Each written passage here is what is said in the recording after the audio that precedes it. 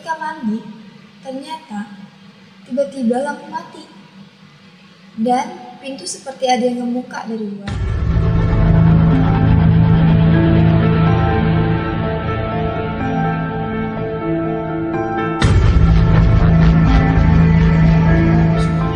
Baik lagi di Oma Family. Di video kali ini kita akan menceritakan dari satu narasumber yang ada di Twitter yang kisahnya menceritakan tentang pengalamannya yang pernah tinggal di asrama kampusnya. Sebelum ke ceritanya, klik dulu tombol subscribe dan bunyikan loncengnya untuk mendapatkan notifikasi terbaru dari Oma Family. Oke, kita langsung aja ke ceritanya. Kita akan menceritakan dari sudut pandang narasumber. Dan kali ini yang akan menceritakan kakak gue. Halo guys, nama gue Dodo. Saat ini gue masih duduk di bangku perkuliahan. Gue kuliah di daerah Bandung. Jadi, dari sebelumnya gue pernah 2 kali pindah kampus sana sini sebelum gue terdampar di kampus yang saat ini gue tepati. Nah, asrama kampus yang gue ceritakan sekarang ini merupakan kampus gue yang pertama kali setelah lulus SMA. Oke guys, jadi si Dodo ini pernah beberapa kali pindah kampus sana sini. Tapi di cerita kali ini dia menceritakan asrama pertama kali dia lulus SMA. Oke. Kejadian ini sekitar 5-6 tahun yang lalu. Seluruh tempat kejadian, nama kampus, dan beberapa tokoh dalam cerita ini sengaja gue samarkan. Kecuali dengan isi cerita ini benar-benar real. Ketika pertengahan bulan April atau Mei, saat itu tepatnya lupa, gue sebagai murid kelas 3 SMA disibukkan dengan berbagai macam pendaftaran kampus pasca kelulusan. Mulai dari kampus swasta hingga negeri berbondong-bondong memamerkan keunggulan satu sama lain. Gue awalnya cuek-cuek aja. Lagi pula belum mau menentukan kemana langkah selanjutnya tujuan setelah lulus sekolah ini. Tapi setelah ngobrol-ngobrol sana sini, gue putuskan untuk segera mungkin mencari perguruan tinggi. Bagi gue, kerja menjadi prioritas paling akhir. Gue orangnya pemalas gitu. Jadi gue rasa mending kuliah dulu aja deh. Lumayan kan? Bisa dapet uang jajan. Gue pun survei beberapa website perguruan tinggi swasta ataupun negeri yang membuat gue tertarik. Sebenarnya gue pernah ikut SNPTN. Tapi ternyata gagal. Nilai yang biasa-biasa aja tapi kekeh daftar ke PTN nomor wahid. Gue saat itu ngebet banget kuliah. Tapi gue rasa kemungkinan kuliah di PTN minim kalau cuma mengandalkan SBMPTN atau UM. Maka gue putuskan nyari swasta juga. Gue cek beberapa web PTS dan ngobrol dengan beberapa alumni SMA yang kuliah di sana. Akhirnya gue tertarik dengan salah satu PTS senior SMA gue. Gue langsung konsultasi ke orang tua serta guru BK. Lalu gue putuskan untuk daftar dan mengurus persyaratan administrasi di sana. Saat itu gue daftar jalur non-tes. Sebenarnya minder juga sih. PTS-nya emang yang bagus. Bahkan beberapa teman yang daftar gelombang pertama ada yang terterima. Universitas swasta biasanya membuka terlebih dahulu jalur pendaftaran dibanding PTN. Semungkin awal daftar semakin besar juga diskonnya gitu. Nah, jadi si Dodo ini sebenarnya dia awalnya tuh bingung untuk melanjut ke mana. Iya, sebenarnya dia nggak mau kan, bingung untuk kuliah di mana gitu. Tapi karena dia punya teman senior yang ngasih tahu, wah di kampus ini bagus nih, referensi lah istilahnya. Dia tertarik di salah satu kampus ini yang pertama kali ini. Oke. Karena bingung mau ngambil jurusan apa, gue yang saat SMA masuk jurusan IPA, gue memutuskan untuk masuk ke teknik elektro. Tanpa tahu jurusan teknik itu apa, yang ada di pikiran gue saat SMA kala itu cuma yang penting akreditasinya A. Dan kampus tersebut jurusan teknik memang jadi favorit. Setelah gue daftar teknik, gue ngobrol sama dengan senior yang kuliah di sana dan ngambil teknik juga. Ternyata rumit katanya. Gue tuh panik dong. Orang pemalas seperti gue langsung membayangkan yang ribet-ribet. Sempat kepikiran untuk pindah jurusan, tapi gue rasa lebih baik jalanin aja dulu. Sekitar seminggu kemudian, pengumuman datang. Ternyata gue lolos. Biasa aja, karena menurut guru BK gue emang udah pasti lolos. Padahal beberapa teman gue yang nilainya lebih bagus malah gak lolos sama teknik. Gue langsung lengkapi persyaratan, daftar ulang, dan biaya kuliah tersebut. Sebenarnya hasrat gue untuk masuk PTN masih besar. Gue mungkin tetap nunggu hasil SBMPTN, ternyata gagal. Saat itu gue berniat untuk ikut UN, namun ternyata jadwalnya bentrok dengan kegiatan ospek di kampus baru ini.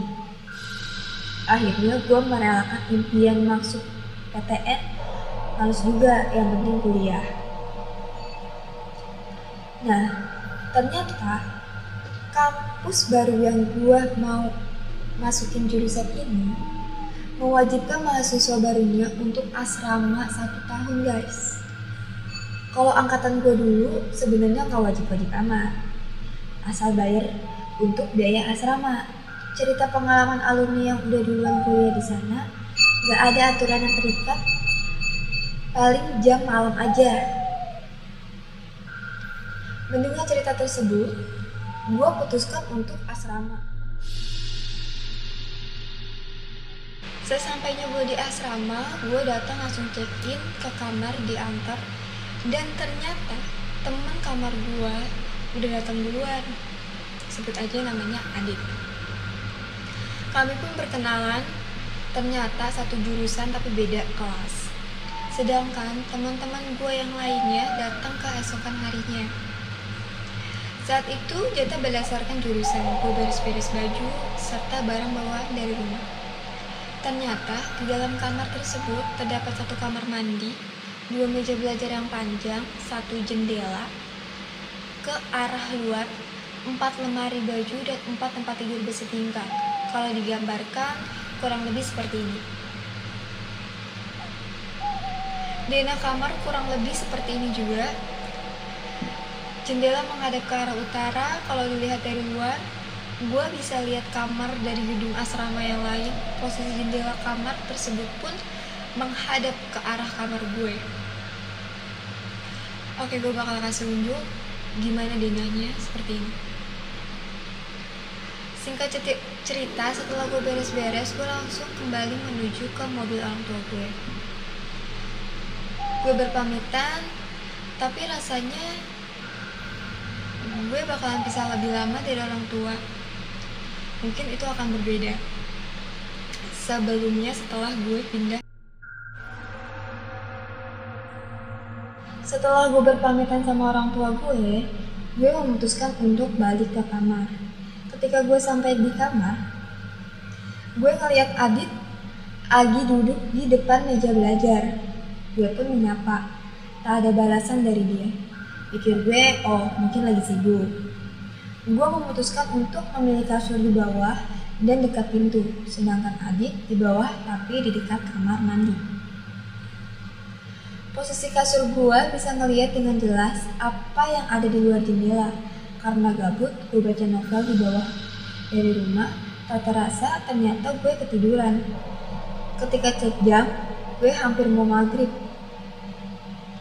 Gue bergegas mandi karena udah janji dengan Aji, teman SMA gue yang untuk cari makan. Isi kamar mandi sebenarnya sederhana. Ada cermin, ember, dan gayung, serta 4 alat kamar mandi. Arif kemudian pamit pergi untuk bertemu sama temennya. Gue lalu mandi. Ketika mandi, ternyata tiba-tiba lampu mati. Dan pintu seperti ada yang ngebuka dari luar. Mungkin pikir gue itu Adit. Gue lalu menanyakan apakah sedang mati listrik atau token habis. Karena sebelum mandi, emang gue mendengar sih suara token kamar kami hampir habis gitu. Dia pun menjawab pelan, "Iya," kata dia. Gue lalu bilang, "Nanti gue beliin sekalian keluar cari makan." Dia tak menjawab, lalu gue pamit mandi. Ketika gue selesai mandi, Adit gak ada di kamarnya. Mungkin udah pergi. Gue pakai baju dan prepare, lalu telepon Aji untuk ketemu di lobi asrama. 10 menit kemudian, kami bertemu. Ternyata Aji mengajak teman SMA yang lain, yaitu Firman. Aji dan Firman kamarnya sebelahan. Kami pun langsung menuju kantin asrama. Ternyata penuh. Wah, rame. Gue pun ngajak mereka untuk makan di luar kampus. Kalau jalan juga gak begitu jauh sih. Mungkin mereka berdua pun sepakat jarak dari asrama menuju keluar kampus sekitar 15 menit. Oke. Jadi setelah dia pamitan sama orang tuanya ini, si Dodo itu kembali ke kamar. Dia itu ketemu si Adit itu lagi di pojokan kamar. Tapi disapa itu si Adit gak menyapa. Pikir si Dodo ini si Adit itu lagi sibuk. Sekitar jam 5-an, dia mau mandi dan lampunya mati. Pikir dia mungkin, oh listriknya habis, token listriknya. Oke, gue bakal lanjut lagi. Gue lalu telepon Adit, nanya nomor daftaran. Adit kemudian menjawab, kalau saldo token listrik masih banyak, nggak perlu untuk beli lagi katanya. Gue pun heran, bukannya tadi ada suara seperti mau habis token. Adit menjawab, enggak. Gue nanya ke Aji dan Firman, apakah asrama tadi sore mati listrik? Mereka berdua serentak menjawab, enggak, kata mereka. Gue pun cuek, mungkin aliran listriknya korslet. Kami terus berjalan. Hingga tiba di asrama, kami berpisah untuk masuk ke kamar masing-masing. Oke. Jadi, si Dodo ini mengalami mati lampu kan tadi. Dia pikirnya itu tokennya habis, tapi setelah dia membeli token, dia nanya ke Adit. Adit bilang, tokennya itu masih banyak. Dan dia nanya ke Aji dan Firman, apakah mati lampu? Si Aji dan Firman pun menjawab, enggak. Sekitar jam ketika masuk kamar, gue liat Adit lagi main laptop. Gue langsung nanya Adit, ngapain Dit? Balik lagi ke kamar? Gue jawab gitu kan. Dia langsung membantah. Gue heran dan menjelaskan kalau tadi ada yang masuk. Kami pun hening. Lalu gue putuskan untuk baca buku sambil memikirkan kejadian tersebut.